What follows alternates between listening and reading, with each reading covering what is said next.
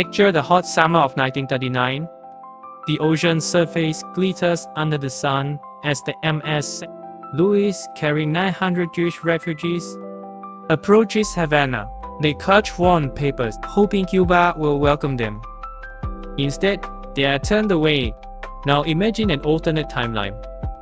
President Roosevelt, moved by urgent cablegrams and the memory of his immigrant ancestors, orders American ports open to these 900 souls.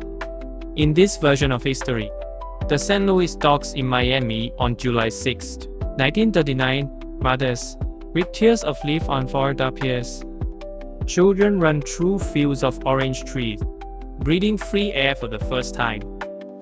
Local communities, stirred by bold presidential leadership, rally to provide jobs, homes, and language lessons. Newspapers print photographs of smiling families, and public sympathy surges. Those rescued refugees include a young Fiji student named Esther Cohen. In our real timeline, she perished in Europe.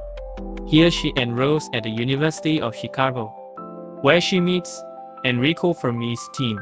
Esther's mathematical insight accelerates neutron research, and by 1942, she publishes groundbreaking work on chain reactions, with applications in both energy and medicine.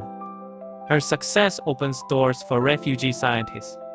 FDR authorizes visa for 50 more emigres by the end of 1939. As more European scholars arrive, American universities flourish.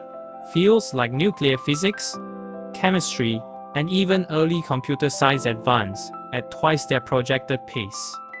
In 1945, when the world learns of the atomic bomb's destructive power, Esther's team proposes an international commission on peaceful nuclear uses, planting seeds for the modern IAEA 2 years earlier than in our timeline. The social impact extends beyond science. Refugee communities establish cultural centers in New York and Los Angeles.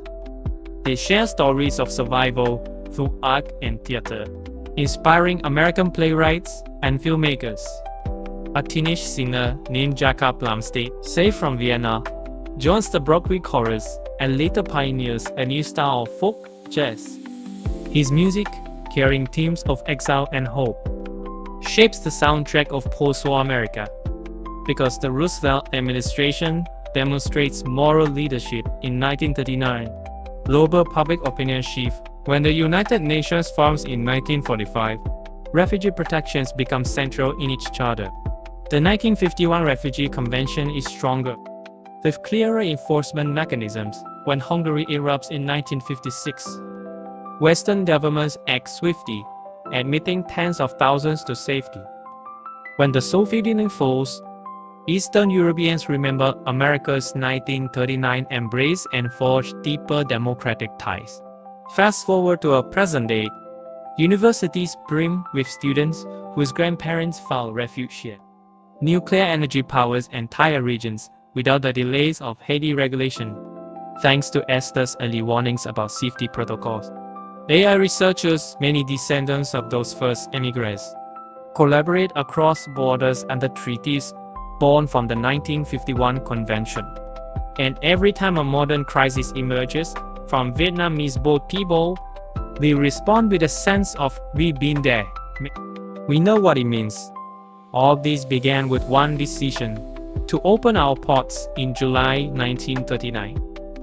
That single act of compassion reshaped science, art, politics, and the very idea of global responsibility. Today, we live in a world more interconnected, more creative, and more humane, because once upon a summer day, America chose to say, "Welcome."